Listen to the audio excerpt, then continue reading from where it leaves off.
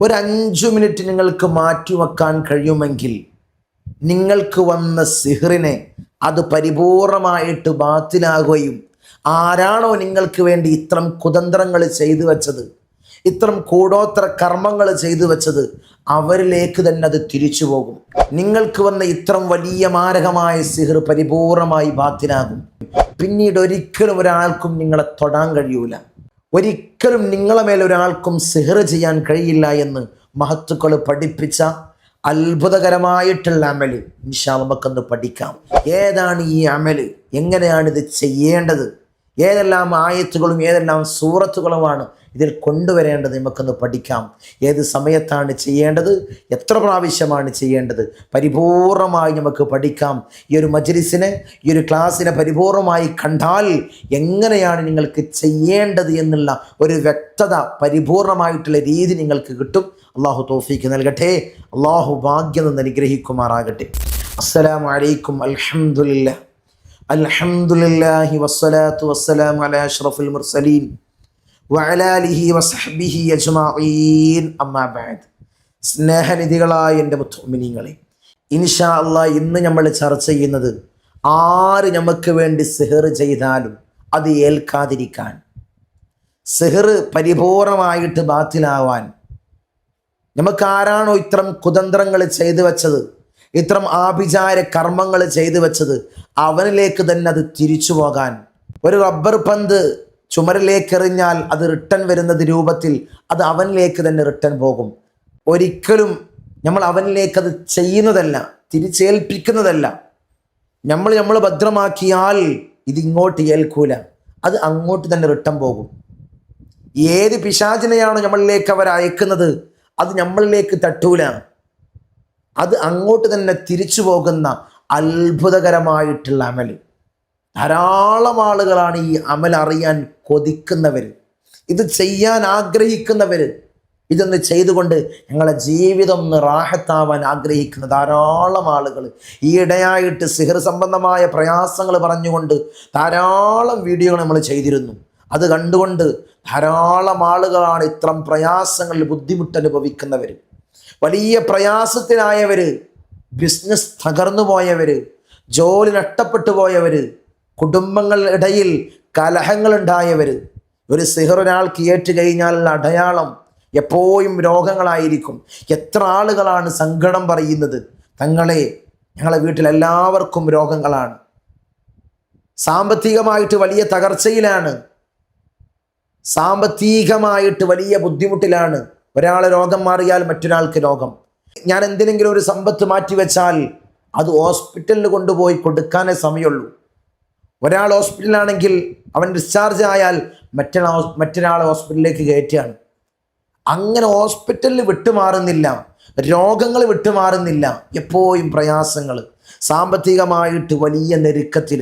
ഇതൊക്കെ സിഹ്റേറ്റാൽ ഉണ്ടാകുന്ന പ്രധാനപ്പെട്ട അടയാളങ്ങളാണ്. വീട്ടിലൊരു സ്വസ്ഥതക്കേട്, വീട്ടിൽ ഐക്യമില്ലായ്മ, ഭാര്യ ഭർത്താക്കന്മാരിലിടയിൽ ഐക്യമില്ലായ്മ, ഇതൊക്കെ സിഹ്റേറ്റ് കഴിഞ്ഞാൽ ഉണ്ടാകുന്ന അടയാളങ്ങളാണ്. നിസ്കരിക്കാനും ഇബാദത്ത് ചെയ്യാനുമുള്ള മടി, ഇതൊക്കെ സിഹ്റേറ്റ് കഴിഞ്ഞാലുള്ള ആദ്യം കാണിക്കുന്ന ലക്ഷണങ്ങളാണ്. പിന്നെ ബിസിനസ്സിലുണ്ടാകുന്ന തകർച്ച, ജോലി നഷ്ടപ്പെടുന്ന അവസ്ഥ, ഇതൊക്കെ സിഹ്റേറ്റ് കഴിഞ്ഞാൽ ഉണ്ടാകുന്ന അടയാളങ്ങളാണ്. ഇത്തരം പ്രയാസങ്ങൾ പറഞ്ഞുകൊണ്ട് ധാരാളം ആളുകളാണ് ബന്ധപ്പെടുന്നത്. ഞങ്ങൾക്ക് സിഹർ ചെയ്ത ആളെ ഞങ്ങൾക്കൊന്ന് തിരിച്ചറിയണം. അതിനുള്ള അമൽ നമ്മൾ പറഞ്ഞിരുന്നു. സിഹർ ഉണ്ടോ എന്ന് ചെക്ക് ചെയ്യാനുള്ള അമൽ നമ്മൾ പറഞ്ഞിരുന്നു. ഈ സിഹറിൻ്റെ ഉത്ഭവം എന്ന് വരുന്നത് അസൂയയിൽ നിന്നാണ്. ഒരാൾ നമുക്ക് സിഹർ ചെയ്യൽ അസൂയയിൽ നിന്നാണ് ആദ്യം ഉണ്ടാകുന്നത്. അതും എവിടെ നിന്നാണ്? നമ്മളെ ചോരയിൽ നിന്ന്, നമ്മളെ സഹോദരങ്ങളിൽ നിന്ന്, അല്ലെങ്കിൽ സഹോദരികളിൽ നിന്ന് ആദ്യം ഉണ്ടാകുന്നത് അവിടെ നിന്നാണ് നമുക്ക് സിഹറിൻ്റെ ഉത്ഭവം ഉണ്ടാവല്. മറ്റതൊക്കെ വെറും വിരളമാണ്, ചുരുക്കമാണ്. അതായത് അയൽവാസികളിൽ നിന്ന് അതുണ്ടാവല്, അവരോടെന്തെങ്കിലും അതിര് തർക്കമുണ്ടെങ്കിൽ അവിടെ നിന്നുണ്ടാകാം. അല്ലെങ്കിൽ ബിസിനസ് മേഖലയിൽ നിന്ന് ബിസിനസ്സിൽ എന്തെങ്കിലും പ്രയാസങ്ങൾ ഉണ്ടായിട്ട് പിരിയുന്നൊരവസ്ഥ ഉണ്ടായിക്കഴിഞ്ഞാൽ, തെറ്റിപ്പിരിയുന്നൊരവസ്ഥ ഉണ്ടായിക്കഴിഞ്ഞാൽ അവിടെ നിന്നുണ്ടാകാം. ഏറ്റവും കൂടുതൽ നമ്മൾ നോക്കുന്ന സമയത്തൊക്കെ കാണപ്പെടുന്നത് കുടുംബത്തിൽ നിന്ന്, ചോരയിൽ നിന്ന്, സഹോദരങ്ങളുടെ ഇടയിൽ നിന്നാണ്. ഇത് കൂടുതലായിട്ട് കാണപ്പെടുന്നത് അസൂയയുടെ മേൽ ചെയ്തു വെക്കുന്നത്. എങ്ങാനും അവന് ബിസിനസ്സിൽ റാഹത്തായി, അവനക്ക് ഉയർച്ച ഉണ്ടായി, അവനക്ക് വലിയൊരു കാറുണ്ടായി, അവൻ കാറ് വാങ്ങി, അല്ലെങ്കിൽ അവന് നല്ലൊരു വീട് കെട്ടി, അവൻ്റെ മക്കൾക്ക് നല്ലൊരു വിദ്യാഭ്യാസം ഉണ്ടായി, മക്കൾക്ക് വിദ്യാഭ്യാസം കൊണ്ട് ജോലി ഉണ്ടായി. ഇതൊന്നും സഹോദരങ്ങൾക്ക് കണ്ടു നിൽക്കാനോ ക്ഷമിച്ചു നിൽക്കാൻ അവർക്ക് കഴിയുന്നില്ല. അവർക്കൊരു നേരം പോലും ഉറങ്ങാൻ കഴിയുന്നില്ല. നമ്മളെ വളർച്ചയിൽ അസൂയമൂത്ത് എങ്ങനെങ്കിലും അവനെ നിർത്തണം, അല്ലെങ്കിൽ എങ്ങനെങ്കിലും അവളൊന്ന് ഇരുത്തണം.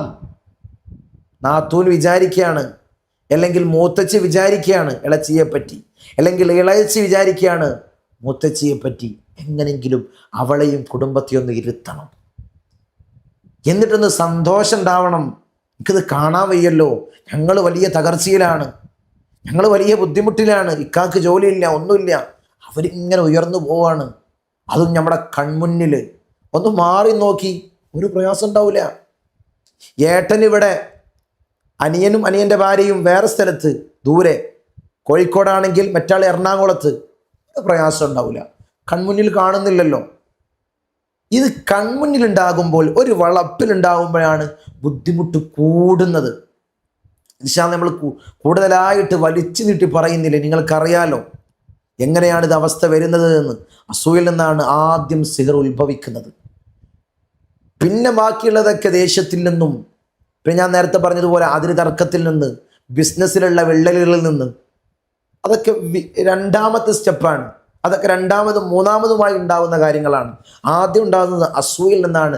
ഇത് സിഹർ ചെയ്യാനുള്ളൊരു പ്രേരണ ഉണ്ടാവല്, ഇതിലേക്ക് കടക്കല്, ഇതിലേക്ക് അവൻ മണ്ടല് അല്ലെങ്കിൽ അവൾ മണ്ടല് അസൂയയിൽ നിന്നാണ്.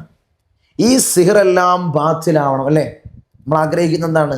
നമുക്ക് വന്ന ഈ ബുദ്ധിമുട്ട്, ഈ ഒരു സിഹറിൻ്റെ പ്രയാസങ്ങൾ എല്ലാം പരിപൂർണമായിട്ട് ബാത്തിലാവണം, എല്ലാം റാഹത്താവണം, തടിയിൽ നിന്ന് ഒഴിഞ്ഞു മാറണം അല്ലേ? നമ്മളെ കുടുംബത്തിൽ നിന്ന് ഒഴിഞ്ഞു മാറണം, മക്കളിൽ നിന്ന് ഒഴിഞ്ഞു മാറണം. ഇൻഷാ അല്ലാഹ് ഈ ഒരു അമല് എല്ലാവരും ഇരുത്തിക്കൊണ്ട് നിങ്ങൾ വീട്ടിലിരുന്ന് ഒരു 5 മിനിറ്റ് അല്ലെങ്കിൽ ഒരു 10 മിനിറ്റ് നിങ്ങൾ മാറ്റി വെച്ചാൽ പരിപൂർണമായിട്ട് നിങ്ങൾക്കത് ബാത്തിലാക്കാൻ കഴിയും. പരിപൂർണ രീതിയിൽ അത് ബാത്തിലാക്കാൻ കഴിയും. ഇൻഷാ അല്ലാഹ് നമുക്ക് ഏതാണ് അമലെന്ന് നമുക്കൊന്ന് പഠിച്ചാലോ? അത് പറയുന്നതിന് മുമ്പ് ധാരാളം ആളുകളാണ് ഇത്തരം പ്രയാസങ്ങൾ പറഞ്ഞുകൊണ്ട് നമ്മെ സമീപിക്കുന്നവർ. ഇൻഷാ അല്ലാഹ് ഇനി നേരിട്ട് കാണാനുള്ള അവസരം വരുന്ന ശനിയാഴ്ചയാണ്.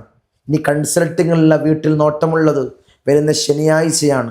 ഈ കാണുന്ന നമ്പറിൽ മുൻകൂട്ടി ബുക്ക് ചെയ്ത് വഴി ചോദിച്ചറിഞ്ഞു വരും. അള്ളാഹു തൗഫീക്ക് നൽകട്ടെ. ഇൻഷാ അല്ലാഹ് ഏതാണ് അമല്? ആദ്യം ഈ കുറച്ച് കാര്യങ്ങൾ എടുക്കുക. ഒരു പൊതിയെടുത്തൊരു പേപ്പർ എടുത്തിട്ട് ഒരു 7 ചുവന്ന മുളക് നെട്ടി പൊട്ടാതെ, അറിയാലോ മുളക് പൊടിയാക്കാൻ പൊടിപ്പിക്കുന്ന ആ മുളകില്ലേ, ചുവന്ന മുളക്, ഉണക്കമുളക്, അതൊരു 7 എണ്ണം എടുക്കുക, നെട്ടി പൊട്ടാതെ 7 എണ്ണം ഈ പേപ്പറിൽ വെക്കുക. പിന്നെ കുറച്ച് കരിഞ്ജീരകം കുറച്ചെടുക്കുക. പിന്നെ 7 മണി ഉപ്പ്, കല്ലുപ്പ്, 7 കടുക്, പിന്നെ കുറച്ച് കിരിയാത്ത. അത് നമുക്ക് സ്റ്റോറുകളിൽ നിന്ന്, കടകളിൽ നമുക്ക് വാങ്ങാൻ കിട്ടും. അതായത് പച്ചമരുന്ന് വിൽക്കുന്ന കടകളിൽ നമുക്ക് വാങ്ങാൻ കിട്ടും. കിരിയാത്ത, മലര് അറിയുന്നവരുണ്ടാകാം, ആദ്യമായി കേൾക്കുന്നവരുണ്ടാകാം. പച്ചമരുന്ന് വെട്ടുന്ന കടയിൽ വാങ്ങാൻ കിട്ടും. അത് കുറച്ച് ഒരു 5 ഗ്രാമോ അല്ലെങ്കിൽ ഒരു 10 ഗ്രാമോ രണ്ടും വാങ്ങിയിട്ട് ഒരു 10 രൂപക്ക് രണ്ടും കൂടി വാങ്ങിയിട്ട് ഈ ഒരു പൊതിക്ക് ഈ രൂപത്തിലാക്കുക.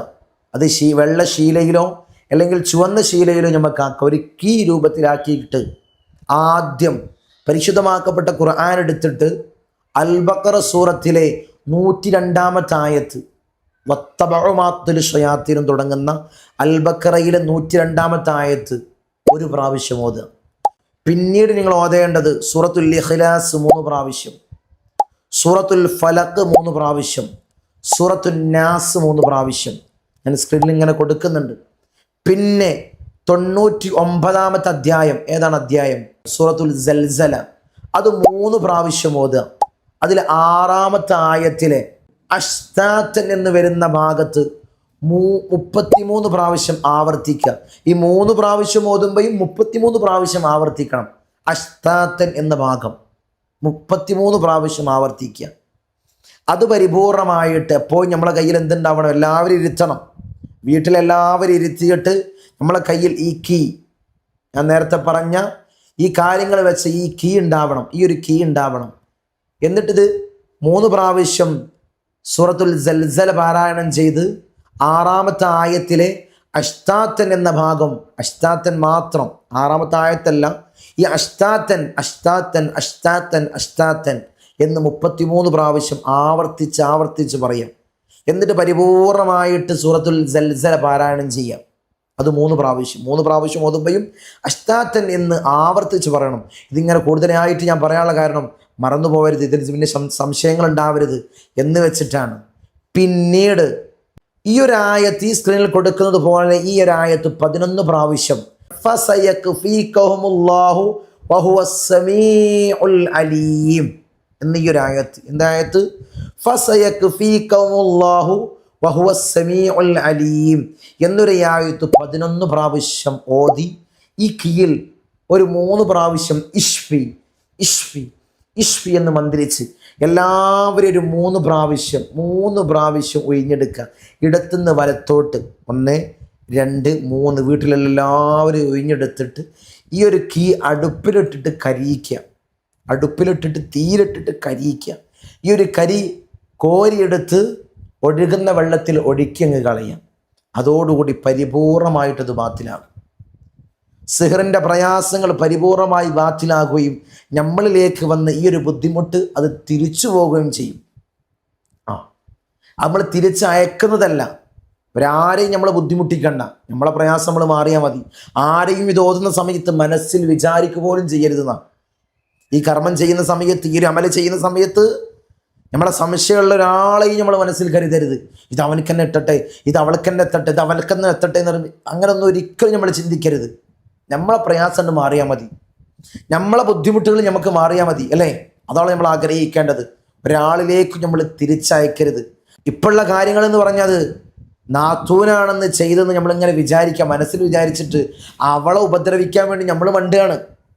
ആരടുത്തേക്കെങ്കിലും മണ്ടുകയാണ് അവൾക്കൊരു പണി കൊടുക്കാൻ. ഈ ഒരു നാത്തൂന് അറിഞ്ഞിട്ട് പോലും ഉണ്ട്, അവളെ ദേഷ്യം ഉണ്ടാവും, എന്തെങ്കിലും പ്രയാസം വന്നിട്ട് നമ്മൾ ഉടക്കിലായിരിക്കും. പക്ഷേങ്കിൽ ഇവരറിയുക പോലും ചെയ്തിട്ടുണ്ടാവില്ല, ഇങ്ങനൊരു കാര്യം ചെയ്തു പോലും ചെയ്തിട്ടുണ്ടാവില്ല. നമുക്ക് പ്രയാസം വരുമ്പോൾ നമ്മളത് സിഹറാണെന്നും അവളാണത് ചെയ്തതെന്നും നമ്മൾ മനസ്സിലുണ്ട് ഉറപ്പിക്കുകയാണ്, നീയത്ത് വെക്കുകയാണ്. എന്നിട്ട് മണ്ടുകയാണ് ആരടുത്തെങ്കിലും അവളെ പ്രയാസപ്പെടുത്താൻ നമ്മളെ പ്രയാസം മാറുമോ? അങ്ങോട്ടും ഇങ്ങോട്ടും ഇതിങ്ങനെ പകവച്ച് ഇത് ചെയ്യുകയാണെങ്കിൽ നമ്മളെ ബുദ്ധിമുട്ട് മാറുമോ? നമ്മളെ ബുദ്ധിമുട്ട് മാറില്ല. നമ്മൾ ഹറാം ചെയ്യാൻ ഇങ്ങനെ മണ്ടുകയാണ്. ദുനിയാവിലും ആഖിറത്തിലും നമ്മൾ കഴിച്ചിലാവൂല. ഇതൊക്കെ പകയുടെ മേലിലാണ്. അസൂയമേടിൽ ചെയ്തു വെക്കുക, അസൂയ മൂത്ത് അവർക്ക് വേണ്ടി ഉപദ്രവം ഉണ്ടാക്കുക. എന്നിട്ടാണെങ്കിലോ അവനെ പക ചെയ്യാൻ, അവനെ ഒന്ന് വൈക്കിരുത്താൻ ഇവള് മണ്ടുക. അങ്ങോട്ടും ഇങ്ങോട്ടും പക. കുടുംബത്തിൽ കാണുന്നതാണിത്. എല്ലാവരും ഇതിൻ്റെ പിന്നിലാണ്, സിഹറിൻ്റെ പിന്നിലാണ്. എങ്ങനെയെങ്കിലും തകർക്കണം, ഇരുത്തണം എന്ന് വിചാരിച്ച് നടക്കുകയാണ്, നെട്ടോട്ടത്തിലാണ്. അല്ലാഹുവേ നീ കാത്ത് സംരക്ഷിക്കണം അല്ലാ, ഇത്തരം പൈശാചികമായിട്ടുള്ള ഉപദ്രവത്തെ തൊട്ട് അല്ലാഹുവേ ഞങ്ങളെയും ഞങ്ങളെ കുടുംബത്തെയും നീ കാത്ത് സംരക്ഷിക്കണം അല്ലാ, നീ കാവലിലാക്കണം അല്ലാ. ഈ ഒരു അമൽ ഇൻഷാ അല്ലാ ഒരു 10 മിനിറ്റ് മതി. ഏത് സമയത്താണ് ചെയ്യേണ്ടത്? ഇശാ മഗ്‌രിബിൻ്റെ ഇടയിലാണ് ചെയ്യേണ്ടത്. ഇശാ മഗ്‌രിബിൻ്റെ ഇടയിൽ ഇത് ചെയ്യ്. ഒരു 10 മിനിറ്റ് മതി, അല്ലെങ്കിൽ ഒരു 5 മിനിറ്റ് ഒറ്റ ദിവസം ചെയ്താൽ മതി. അത് ബാത്തിലാകുകയും ആരാണോ നിങ്ങളിലേക്ക് ഇത്തരം പ്രയാസങ്ങൾ ചെയ്തു വെച്ചത് അവനിലേക്ക് തന്നെ അത് തിരിച്ചു പോകും. നമ്മളത് ആഗ്രഹിക്കണ്ട, ആരും ആഗ്രഹിക്കണ്ട, പക്ഷെ തിരിച്ചു പോകും. ഇത് അങ്ങനെയുള്ളൊരു അമലാണ്. ഇൻഷാ അല്ലാഹ് എല്ലാവരും ചെയ്യാം. ഇത്തരം പ്രയാസങ്ങളിൽ ബുദ്ധിമുട്ട് അനുഭവിക്കുന്ന എല്ലാവരും ഇൻഷാ അല്ലാഹ് ചെയ്യാം. അള്ളാഹു തൗഫീക്ക് നൽകട്ടെ, അള്ളാഹു ഭാഗ്യം നിന്ന് അനുഗ്രഹിക്കുമാറാകട്ടെ. അസ്സലാമു അലൈക്കും. ഇൻഷാ അല്ലാഹ് ഒരു കാര്യം നടത്താനുള്ളത്, നമ്മളെ 5:45 മജ്ലിസ്, ഈ ഒരു മജ്ലിസിൽ തന്നെ 5:45 എല്ലാവരും പങ്കെടുക്കുക. ദിക്ർ ചൊല്ലി, ഇസ്തിഗ്ഫാർ ചൊല്ലി, സ്വലാത്തുൽ ഫാത്തിഹ ചൊല്ലി ദുആ ചെയ്യുന്ന വലിയ മജ്ലിസ്. എല്ലാവരും പങ്കെടുക്കുക. അള്ളാഹു തൗഫീക്ക് നൽകട്ടെ. അസ്സലാമു അലൈക്കും വറഹ്മത്തുള്ളാഹി.